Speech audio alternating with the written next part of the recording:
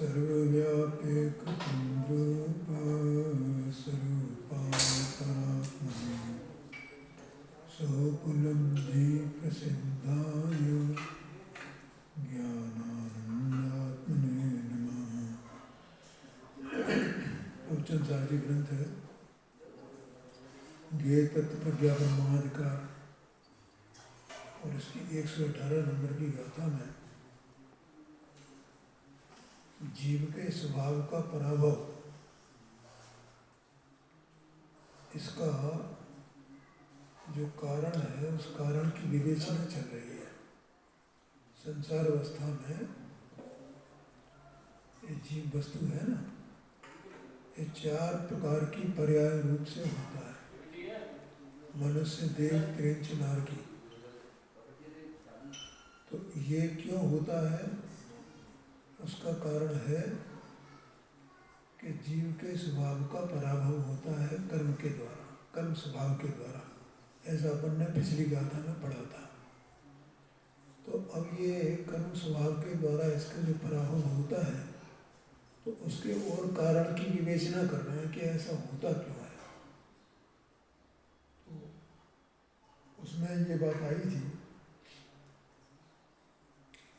कि ये जीव अपने स्वभाव को उपलब्ध नहीं करता है, ऐसा आया था ना।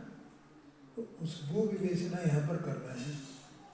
देखो टीका में अपन ने एक वाक्य पढ़ा था और उसी को फिर से दोबारा रिपीट करके आगे बढ़ेंगे। प्रथम तो यह मनुष्यादि पर्याय नाम कर्म से निष्पन्न है। ठीक है, मैंने नाम कर्म के बिना नहीं होती है ये, ऐसा है। जीव चेतना वस्तु असंख्यात प्रदेशी त्रिकाल एक रूप परम पारणा में भाव अनंत शक्तियों का पुंज, ठीक है, ऐसा ज्ञान दर्शन स्वाभाविक वस्तु है। अब इसको ये जो पर्याय होती हैं तो उसका कारण क्या है कि नाम कर्म के कारण से इसको ये पर्याय मिलती है। लेकिन यहाँ ये कह रहे हैं किंतु इतने से ही, अर्थात ये पर्याय मिलने से ही इस जीव के स्वभाव का पराभव नहीं होता, पर्याय मात्र मिलने से। क्योंकि जैसे अरहंत परमात्मा है ना, तो उनको भी शरीर तो है, इसका मतलब उनके नाम कर्म का उदय है। नाम कर्म के उदय से वो शरीर उनको मिला है और आयु कर्म का भी उनको उदय है, वो शरीर का संयोग बना हुआ है। लेकिन उससे क्या उनके स्वभाव का पराभव होता है कि नहीं होता है? तो इसलिए ये बात कही गई है कि नाम कर्म से भले ये शरीर जीव को मिले, लेकिन शरीर मिलने से इस जीव के स्वभाव का पराभव नहीं होता है। और कैसे नहीं हो सकता है, होता है, तो वहाँ ये दे दिया कनकबद्ध जो माणिक है, तो उस माणिक के स्वभाव का उसमें सोने में बंधा हुआ होने पर भी उसके स्वभाव का पराभव नहीं होता है। माणिक माणिक रूप ही रहता है। ऐसे ही जीव को ये पर्याय मिल जाए, ये अचेतन है ना, जैसे वो सोना और वो माणिक, और ऐसे ये अचेतन ये शरीर और जीव चेतन, इन दोनों के संयोग रूप ये पर्याय है। ठीक है, तो इस कारण से केवल इस शरीर के मिलने से इस जीव के स्वभाव का पराभव नहीं होता है।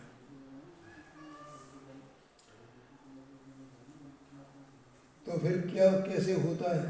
तो वहाँ ये बता रहे हैं, जो वहाँ जीव स्वभाव को उपलब्ध नहीं करता। देखो, जीव के स्वभाव का पराभव होना, यूँ कहो, या जीव के द्वारा अपने स्वभाव को उपलब्ध नहीं करना, प्राप्त नहीं करना। ख्याल में आया गलियाँ? एक ही बात है। जीव अपने स्वभाव को उपलब्ध नहीं करता ना। हाँ, यही जीव के स्वभाव का पराभव है कि अपने स्वभाव को उपलब्ध नहीं कर पा रहा है, अपने स्वभाव को उपलब्ध नहीं कर रहा है।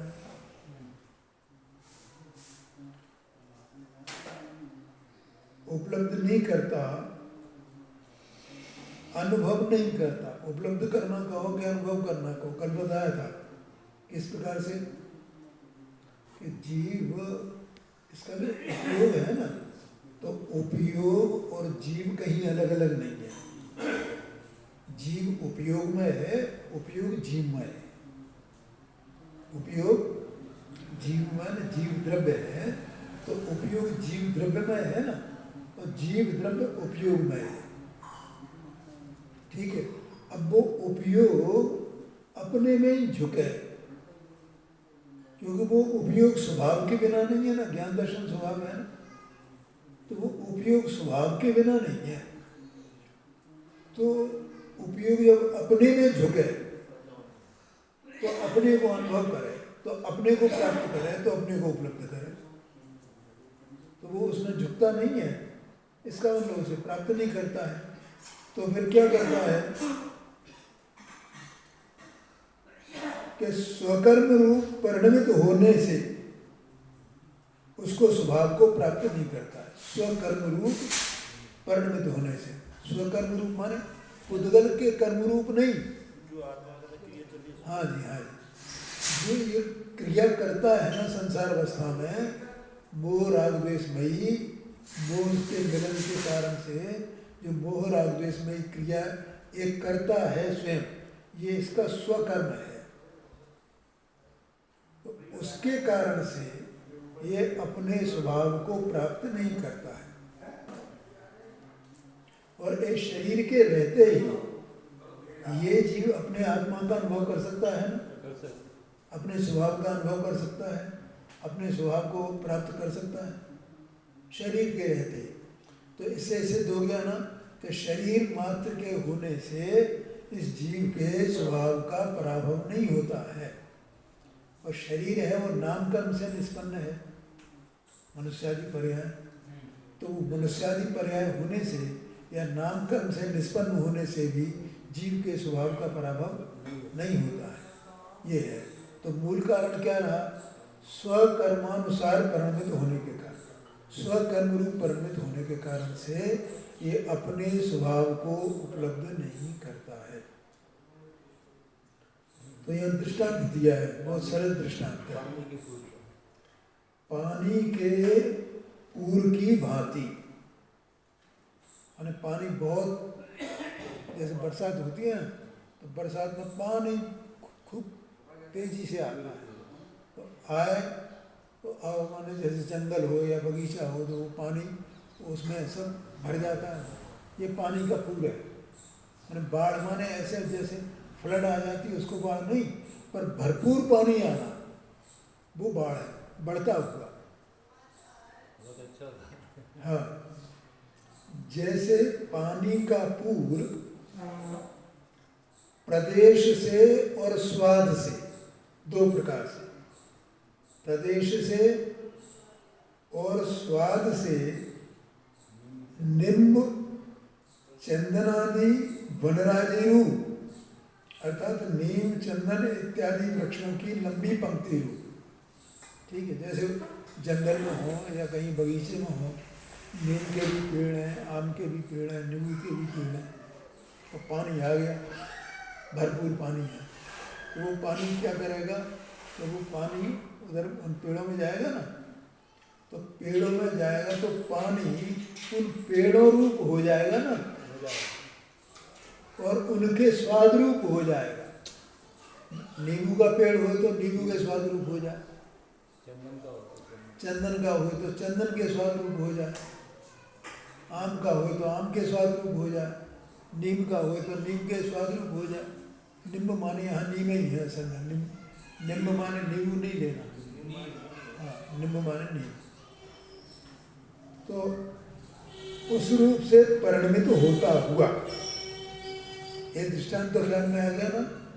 दो बातें हुई, एक तो पानी का स्वभाव क्या है? प्रवाहीपन। लेकिन वो वहाँ वन में, जंगल में या बगीचे में वो पेड़ जो हैं वहाँ पर, तो उनमें वो पानी घिर गया, और घिर गया तो वो प्रवाहीपना उसका खत्म हो गया। और प्रवाहीपना खत्म होकर के उस पेड़ रूप हो गया। बोलो समझ में आया कि नहीं आया? कई पेड़ तो पानी ज़्यादा सूखते हैं, कुछ पेड़ कम सूखते हैं। आया कि नहीं आएगा? लेकिन वो पानी ही पेड़ रूप होता है ना? नहीं हाँ जी हाँ, पेड़ पानी को ग्रहण करता है तो इसका मतलब पानी पेड़ रूप हो जाता है, तो उसका प्रवाहीपना खत्म हो जाता है। एक तो प्रवाहीपना रुक गया उसका, और दूसरा उसका स्वाद भी, पानी का जो स्वाद है, मिष्ट स्वाद है, वो नीम रूप, चंदन रूप, आम रूप है, और अन्य जो भी पेड़ हों उनके स्वाद रूप हो जाएगा, वो कन्वर्ट हो जाएगा उसमें। ठीक है, इसका मतलब पानी का अपना जो स्वरूप है, अपना जो स्वाद है निजी, हाँ जी, और निजी उसका जो प्रवाहीपना है, वो स्वभाव दोनों उसमें से गायब हो जाते हैं, वो उन रूप से हो जाता है। ये बताया यहाँ, ये दृष्टांत दिया। हाँ देखो, जैसे 243 पेज है पांडे जी, टीका चल रही है 5वीं लाइन में। जैसे पानी का पूर्व प्रदेश से और स्वाद से, दोनों अपेक्षाओं से, प्रदेश की अपेक्षा और स्वाद की अपेक्षा, निम्ब चंदनादि वनरादि रूप अर्थात नीम चंदन इत्यादि वृक्षों की लंबी पंक्ति रूप परिणमित होता हुआ अपने द्रवत्व को और स्वादुत्व रूप स्वभाव को उपलब्ध नहीं करता। अपने स्वभाव को माने अपना स्वभाव जो प्रवाहीपना है पानी का, वो पानी का प्रवाहीपना स्वभाव वो उसका तिरोहित हो जाता है, तिरोभाव को प्राप्त हो जाता है। और ऐसे ही उसका जो स्वभाव स्वाद है, वो स्वाद भी अन्य उन रूप हो जाता है, जो पेड़ों के स्वाद रूप है उन रूप हो जाता है, तो वो अपने स्वभाव को प्राप्त नहीं करता है। उसी प्रकार आत्मा भी प्रदेश से और भाव से स्वकर्म रूप परिणमित होने से, आत्मा स्वकर्म रूप परिणमित होने से, स्वकर्म रूप पहले लगाओ उसको। स्वकर्म माने वही मोह राग द्वेष शुभाशुभ भाव, वो जो क्रिया बताई थी, कौन सी क्रिया थी वो?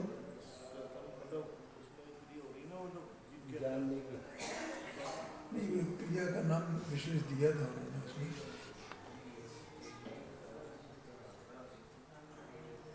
विवर्तन, प्रतिक्षण विवर्तन रूप जो क्रिया है, ठीक है, विवर्तन रूप क्रिया समझ में आई? प्रतिक्षण बदलती हुई दशा, प्रतिक्षण बदलती हुई दशा अपने स्वभाव के आश्रय से होगी तो एक प्रकार की होगी, लेकिन उसमें विवर्तन मान बदलती हुई, हमेशा हर क्षण बदलती हुई, ऐसी विवर्तन रूप क्रिया।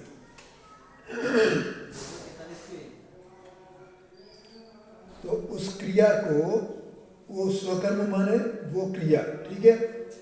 तो आत्मा भी स्वकर्म रूप परिणमित होने से, प्रदेश की अपेक्षा से और भाव की अपेक्षा से, दोनों अपेक्षाओं से अपने अमूर्तत्व और निरुपरा रूप, विशुद्ध मत रूप स्वभाव को उपलब्ध नहीं करता है। माने अपने अमूर्तत्व को उपलब्ध नहीं करता है, और अपना जो विशुद्ध स्वभाव है, त्रैकालिक स्वभाव है, उस स्वभाव को प्राप्त नहीं करता है। बोलो समझ में आया कि नहीं आया? क्या कहा? देखो, आत्मा है, देह में है, लेकिन तो भी इसकी सत्ता तो निरालंब है ना, अपने में परिपूर्ण द्रव्य है ना, द्रव्य की अपेक्षा से देखा जाए तो है कि नहीं? शरीर का संयोग हो तो भले ही हो, लेकिन ये क्या कर रहा है ये जीव कि वो अपनी स्वकर्म रूप क्रिया संसार अवस्था में कर रहा है। ठीक है, उसमें वास्तव में देखा जाए तो कर्म का भी कोई दोष नहीं है, कर्म तो जड़ है, चेतन है। ये अपने स्वकर्म क्रिया करने के कारण से, ठीक है, अपना जो अमूर्तिकपने का स्वभाव है उसको प्राप्त नहीं करता है, अर्थात अपने को अमूर्तिक रूप से नहीं जानता है। कि नहीं जानता है माने कि मैं देह वाला नहीं हूँ, देह के होने पर भी मैं देह वाला नहीं हूँ। ये जीव क्या मान रहा है वहां से अपने को?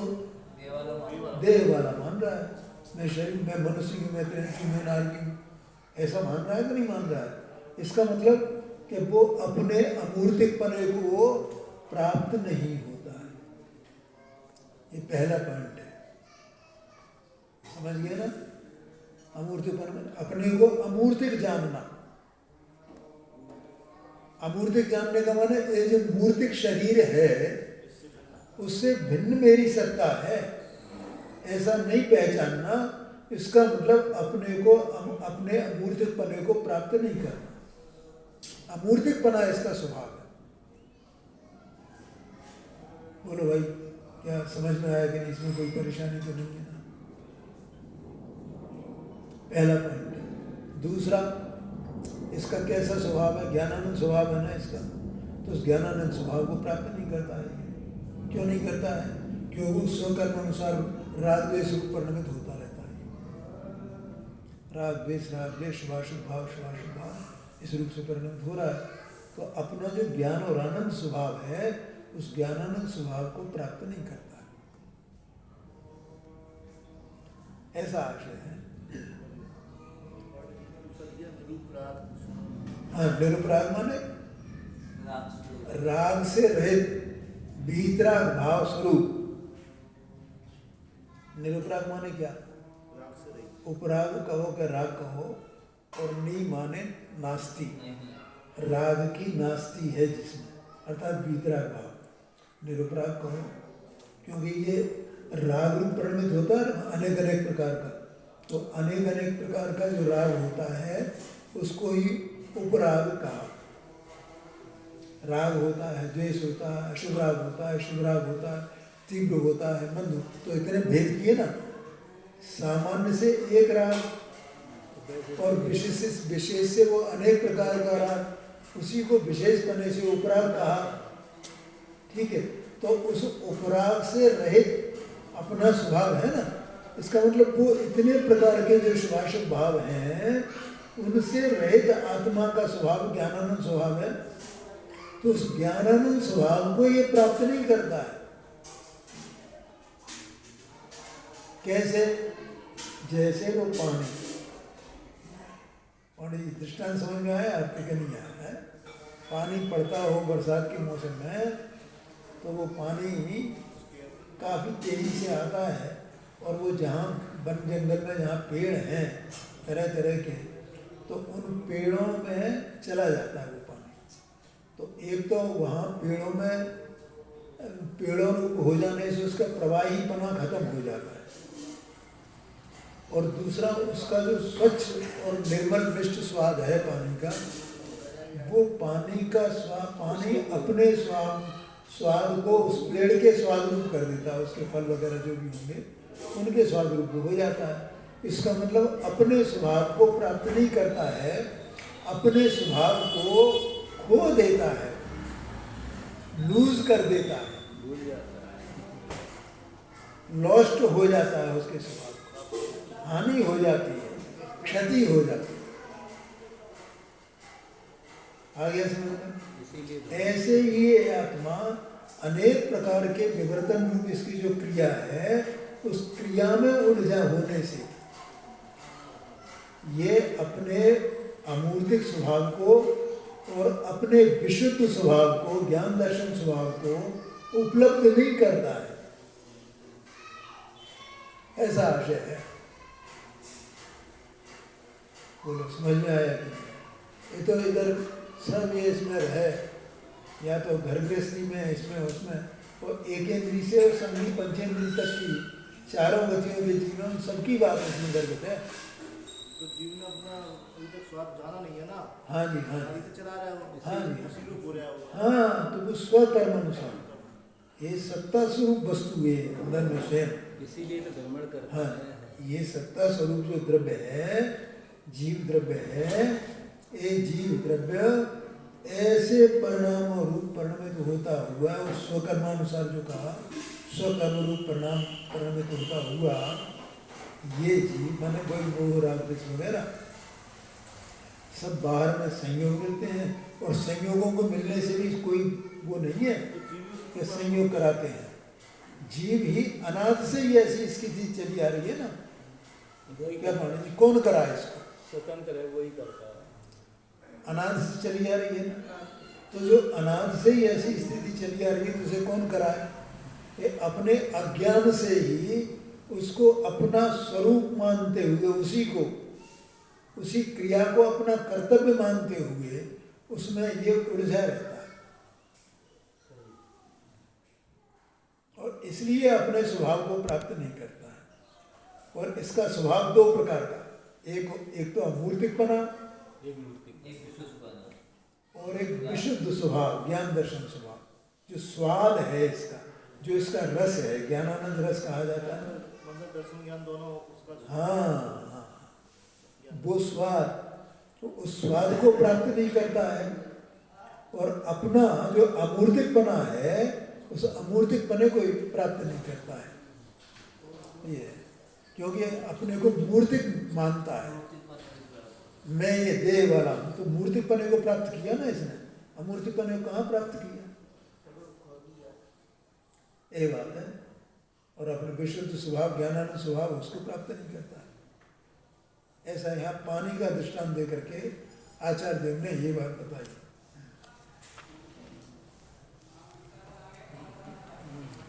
भावार्थ देखो, मनुष्य आदि पर्यायों में कर्म, कर्म माने द्रव्य कर्म, कहीं जीव के स्वभाव को न तो हनता है और न आच्छादित करता है, माने जीव के स्वभाव का नाश नहीं करता है और न आवृत करता है जीव के स्वभाव को। एक बात, जीव है ना, और जीव है तो अनादि से जीव के कर्मों का संबंध भी है संसार अवस्था में, और कर्मों का संबंध है, सो कर्म का संबंध होने मात्र से वे कर्म न तो जीव के स्वभाव का हनन करते हैं और न जीव के स्वभाव को आच्छादित करते हैं। ये तो व्यवहारने का कथन है। जब ये जीव स्वयं ही इस प्रकार से परिणमित होता है और अपने स्वभाव को प्राप्त नहीं करता है, तब तो व्यवहार से ऐसा कहा जाता है कि भैया कर्म का संबंध है, कर्म से ऐसा होता है, पर वास्तव में कर्म से कुछ नहीं होता। कर्म का कोई दोष है ही नहीं, रंच मात्र भी दोष नहीं है कर्म का। प्रत्यक्ष देखे तो क्यों कर्म का दोष लगे? हाँ जी, हाँ, प्रत्यक्ष देखे उसको तो कर्म का दोष नहीं है, कर्म का दोष नहीं है जी। हाँ हाँ हाँ हाँ बिल्कुल, क्योंकि कर्म अचेतन है और जीव चेतन है, और एक द्रव्य दूसरे द्रव्य का कुछ कर सकता है क्या? एक द्रव्य दूसरे द्रव्य को स्पर्श भी नहीं करता है वास्तव में। भले ही जीव मैंने जो ज्ञानावरणादि 8 प्रकार के कर्म में 148 प्रकृतियां हैं उनके साथ में बद्ध है, तो अभी वे प्रकृतियां आत्मा को, प्रदेशों को छूती नहीं है, आत्मा भी उनको छूता नहीं है। उनमें तो छूने का गुण है, स्पर्श गुण है ना, तो उसमें उद्गल में, लेकिन आत्मा में तो छूने का गुण नहीं है ना, इसलिए वो छूते ही नहीं है। जब छूते ही नहीं है तो वो एक द्रव्य दूसरे द्रव्य को कार्य को करे, ये कैसे हो सकता है? इसलिए कर्म जो है, ज्ञानावरण अंधघाट कर्म है, वे जीव को कोई किसी प्रकार का नुकसान नहीं पहुंचाते। तो जीव में विकारी अवस्था है, तो जीव की विकारी अवस्था ये लोग कौन सी? जो कर रहे हैं, हाँ, तो ये तो जीव की है ना, जीव के ज्ञानावरणाधिकार कर्म है। विकार तो जीव जीव का ही है ना वो। नहीं, वो जीव का विकार कैसे, वो पुद्गल का विकार है। जीव का विकार तो राग देश में हो गया फिर तो जीव। हाँ जी, हाँ जी, हाँ जी, हाँ और जो ज्ञानावरण आठ कर्म है वो पुद्गल की है मतलब पूरे। बिल्कुल। जैसे शरीर भाई देखो, 5 प्रकार के शरीर कहे जाते हैं ना, और 5 प्रकार के शरीर पुद्गल के ही हैं। औदारिक, वैक्रिक, आहारक, तेजस और कारण। ठीक है, तो ये सब पुद्गल की ही ना। कार्मण वर्गणा है ना, जैसे भाषा वर्गणा पुद्गल है, आहार वर्गणा पुद्गल है, ऐसे कार्मण वर्गणा भी पुद्गल है कि नहीं है। और वो कार्मण वर्गणा ही कर्मरूप परिणमित होती है, कर्म की जो रचना होती है। की अवस्था मतलब 4 जीव 8 कर्म है ये। हाँ ज्ञानावरण ये सब कामनावरण की उसमें आए। हाँ जी, हाँ जी। जैसे भाषा निकल रही है ना, तो भाषा वर्गणा वो वचनों रूप परिणमित होती है ना, शब्दों रूप परिणमित होती है, ध्वनि रूप परिणमित होती है, आवाज रूप परिणमित होती है। ध्वनि कहो, आवाज कहो, शब्द कहो, भाषा कहो, एक ही बात है। अनुरूप जो परिणमित होती है तो कौन परिणमित होती है? तो ये भाषा जीव की है क्या? जीव का कुछ भी संबंध है क्या उस भाषा से? ख्याल में आएगा? ये जीव अपने विकल्प करता है मात्र, ठीक है, और इसके विकल्प भाषा को छूते भी नहीं है, छूते नहीं है, ऐसी स्थिति है। और वो भाषा भी जीव के विकल्पों को छूती नहीं है, ये समझ लेना। और ये जीव तालु होंठ जो चल रहे हैं ना, ये आहार वर्णा के हैं। आहार वर्णा की रचना है ना ये शरीर, बोलो। और इसी में भाषा वर्णा से वो शब्द बनते हैं और जीव के विकल्प होते हैं। कितनी स्वतंत्र व्यवस्था है, और उनमें काल भेद भी नहीं है। जिस समय जीव तालु होंठ का ये परिणमन चल रहा है, उसी काल में वो शब्दों का, भाषा वर्णा का परिणमन चल रहा है, उसी काल में जीव को वैसे ही विकल्प अपने आप होते जा रहे हैं। उसे कोई सोचना नहीं पड़ता है कि मैं क्या बोलना है, क्या नहीं बोलना है। बोलो, ऐसा है कि नहीं? अब तो जैसे ये जो भाषा वर्णा के परमाणु हैं, या मान लो ये परिणमन है भाषा रूप, ठीक है, जीव तालु होंठ हैं, तो ये जीव के विकल्पों को उत्पन्न करते हैं कि कुछ हानि पहुंचाते हैं, को कुछ लाभ देते हैं, क्या करते हैं? जीव अपने से उन विकल्पों रूप होता है ना, परिणमित होता है। ये तो इसको कुछ करते नहीं है, ये कुछ मदद करें या उसको कुछ हानि पहुंचाएं, ये कुछ भी नहीं करते हैं। तो क्या पुद्गल की जो क्रिया चल रही है वो अपने आप चल रही है, और जीव की जो चल यही रही विलंब है ना। अपने उससे हो रहे हैं। बिल्कुल लगता है ऐसा नहीं हुआ ना, बिल्कुल, एक दूसरे कर रहे हैं। हाँ जी। ऐसे ही जो 8 प्रकार के कर्म हैं ज्ञानावरणाधिक, वे कर्म जो है वो उस समय निरंतर उनका आश्रव बंध वगैरह ये सब चल रहा है। उदय भी चल रहा है, आश्रव भी चल रहा है, बंध भी चल रहा है, उदय भी चल रहा है। तो वो अपने में चल रहा है, और जीव के राग देश में वो अपने में चल रहे हैं। और ऐसे ही निमित्त निमित्त भाव बना हुआ है। बने हुए आरक वर्णा की है शरीर। हाँ जी। तो औदारिक शरीर क्या है? अरे वही तो औदारिक कहा जाता है, शरीर का नाम औदारिक है। अच्छा। वर्गणा आहार की है, आहार वर्गणा कही जाती है। उदय से प्राप्त हुआ इसलिए औदारिक शरीर। वो तो औदैक कहा जाता है, उदय से। इसका शरीर का नाम ही औदारिक शरीर है, क्योंकि एक वैक्रियक शरीर होता है और एक औदारिक शरीर होता है। वैक्रियक शरीर भी आहार वर्णा का बना हुआ है। तेजस शरीर तेजस वर्णा का होता है, वो आहार वर्णा का नहीं होता है। वैक्रियक वर्णा कोई नहीं होती है, समझ गए ना? ये शरीर औदारिक शरीर है, औदारिक वैक्रियक ऐसा है ना। आहार, वो आहारक शरीर भी आहार वर्णा का, और तेजस शरीर तेजस वर्णा का। किसको मिलता है? वो मुनिराज को होता है, हाँ, वो सब उसमें से पढ़ लेना, तत्व सूचना सब आया।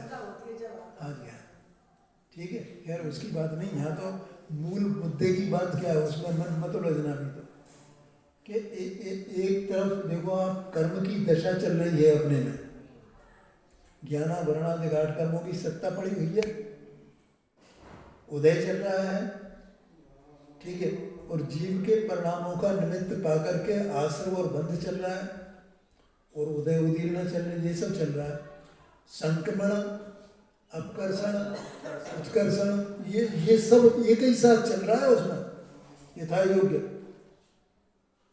और वो सब पुद्गल का ही कार्य है, उस वर्णना का ही कार्य है वो, उसमें जीव का कुछ भी नहीं है। जीव तो नहीं, जीव के विकल्प हो रहे हैं मतलब। हाँ जी, ये स्वकर्म रूप परिणत, जीव अपने स्वकर्म रूप परिणत हो रहा है, बस ये उसमें कुछ नहीं कर रहा है, ऐसे ही वो भी इसमें कुछ नहीं कर रहे हैं, और ऐसे ये शरीर मिला है मनुष्य पर्याय में, तो ये शरीर भी इसमें जीव में कुछ नहीं कर रहा है, जीव पूरी तरह स्वतंत्र है, जैसा करे तैसा करे।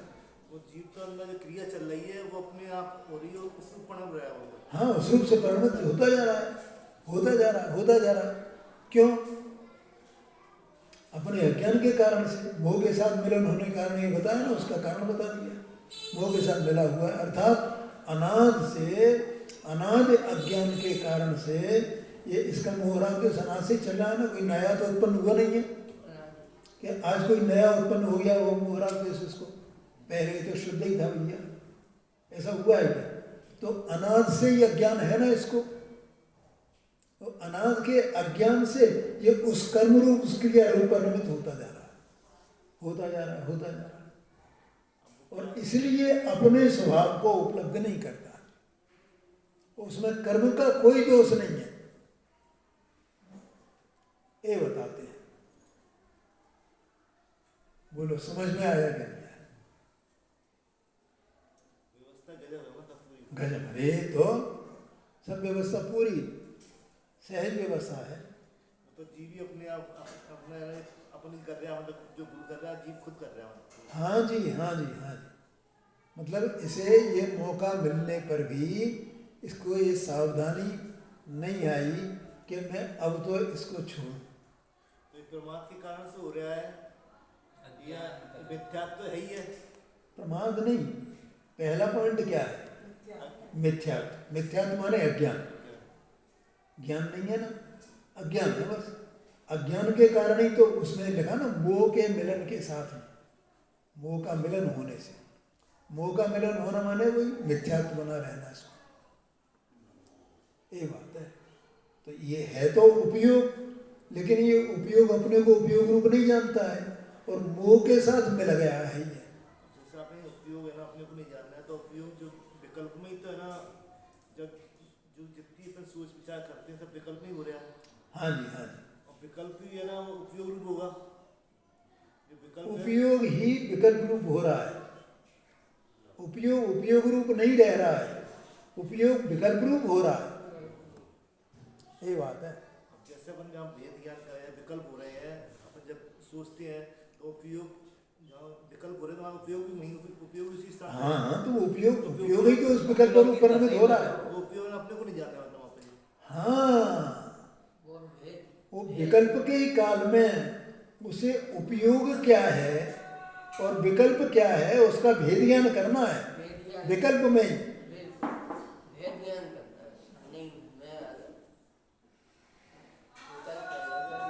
विकल्प में उपयोग को ढूंढना है। उपयोग अपन विकल्प कर रहे हैं और सोच भी रहे हैं, विचार भी कर रहे हैं, ये उपयोग दिया है। हाँ जी, उपयोग में फिर कैसा देखो क्या है कि विकल्प दो प्रकार के हैं, एक तो तीव्र विकल्प इधर उधर के फालतू के जो चलते रहते हैं, ठीक है, और एक जिनवाणी के आश्रय से जो अत्यंत मंद विकल्प होता है।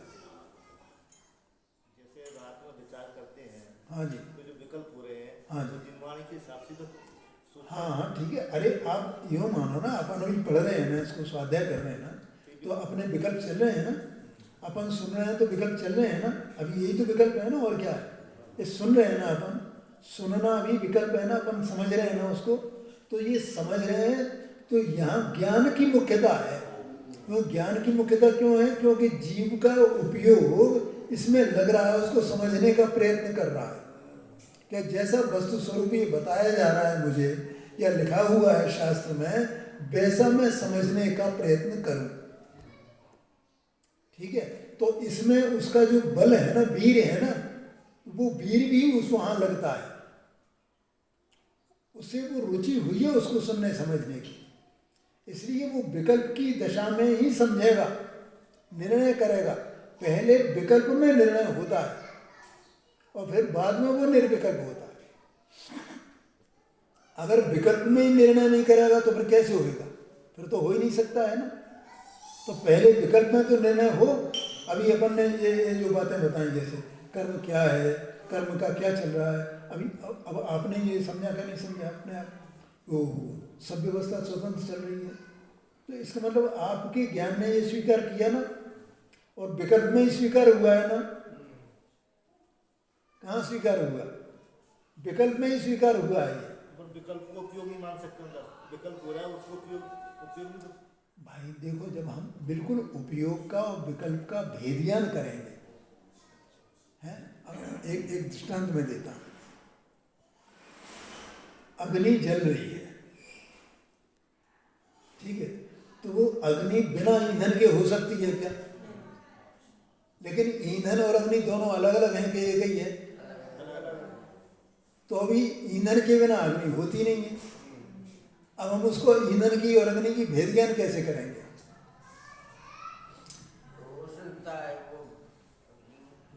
दृष्टांत समझ में आया कि नहीं आया? उसको दोनों लक्षण देखना पड़ेगा। किस किस के? अग्नि के बस ऐसे यहाँ पे विकल्प का और ज्ञान का, आत्मा का, उनके दोनों के लक्षण देखने पड़ेंगे, दोनों का स्वभाव पहचानना पड़ेगा।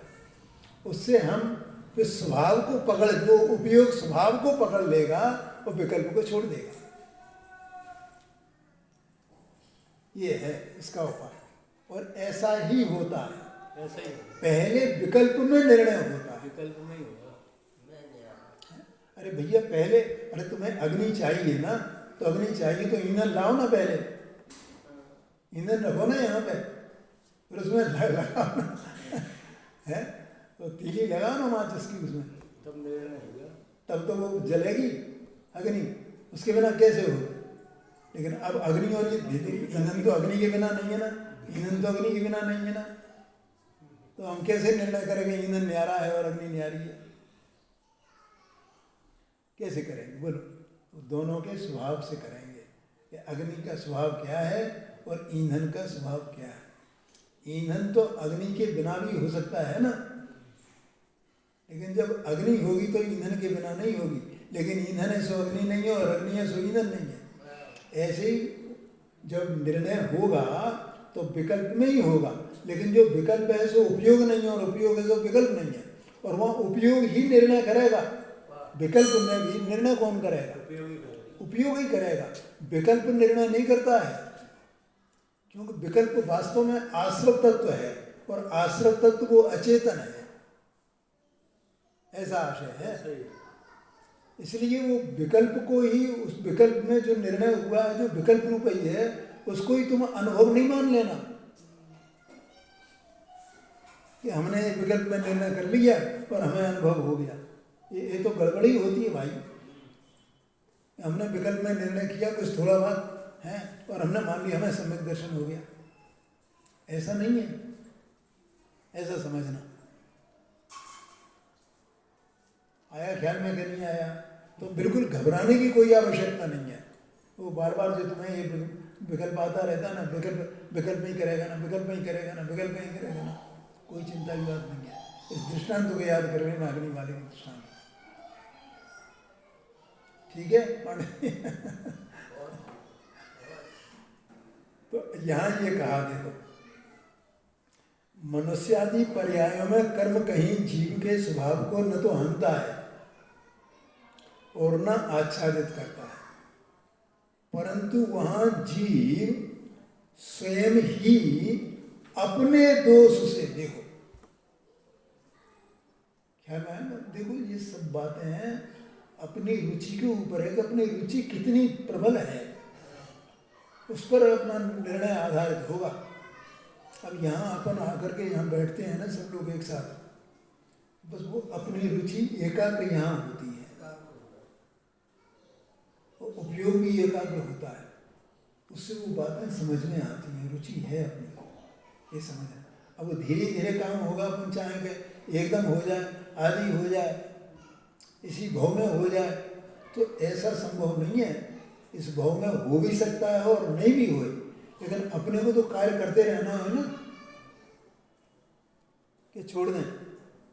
इसके अलावा दूसरा कोई उपाय नहीं है, मार्ग भी दूसरा नहीं है कि अब मान लो अपन इसको छोड़ भी दें, अपन चलो दूसरी जगह चले गए, कहाँ मिलेगा पांडे जी बताओ? छोड़े ही नहीं, इसमें लगे भी रहे, कहीं बंदा आगे कहाँ जाएंगे पता है, तो मिलेगा ही दोबारा।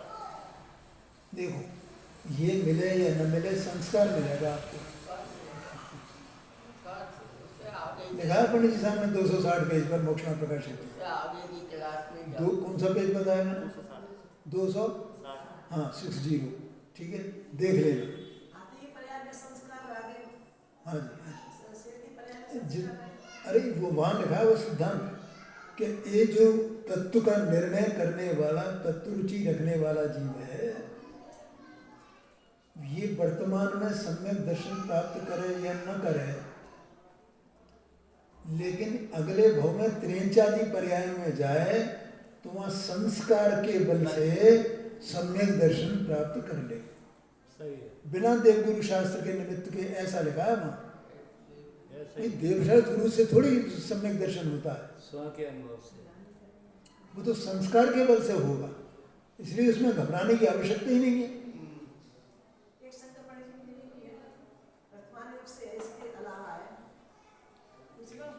हाँ बोलो बोलो बोलो। जैसे सुना था चर्चा में आई थी कि राजा सैनिक थे ना, उनको जो नरक का बंद हुआ था वो शरण डालने से हुआ था कि उस समय उनको ये विचार आया, जब उन्होंने धर्मगति दोनों को एक से दी ना, तो उन्होंने कहा कि मैं अब ये पाप कैसे छूटे मेरा, मैं इसका कैसे मतलब पश्चाताप करूँ, इससे तो मैं सिर काट दूँ तब भी इससे पश्चाताप नहीं होगा। उस सिर काटने की उनकी भावना हुई, उससे नरक का बंद हुआ, ऐसा कल सुना था।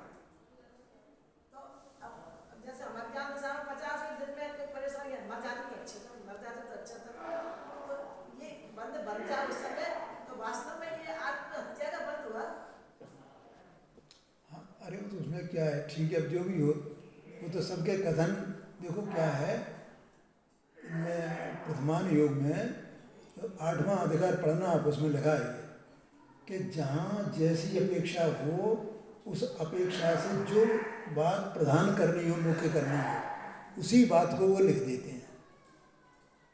कहीं तो ये कहेंगे कि वो मुनिराज को वो सर्प डाला इसलिए नरक गति हुई, ठीक है, और कहीं ये कह देंगे जब वहाँ से व्रत कराना है उनको, तो भैया देखो आत्महत्या बुरी चीज़ है, ये मुख्य करना हो, तो उन्होंने वो दर्शन भैया आत्महत्या के कारण वो वहाँ गया। और मुनिराजों की जन मंदिर की प्रतिमाओं का अवर्णवाद करना, ये बताना हो, तो वहाँ पर फिर ये बताएंगे भैया उससे वो नरक में चला गया। ऐसा है, उसमें कोई खास बात नहीं है, ठीक है। तो यहाँ ये कहा, वहाँ जीव स्वयं ही अपने दोष से कर्मानुसार परिणमन करता है, इसलिए उसे अपने स्वभाव की उपलब्धि नहीं है। बस इतनी बात है, ये बता दिया, ठीक है। अब इसके आगे की चर्चा अपन कर लेंगे समय।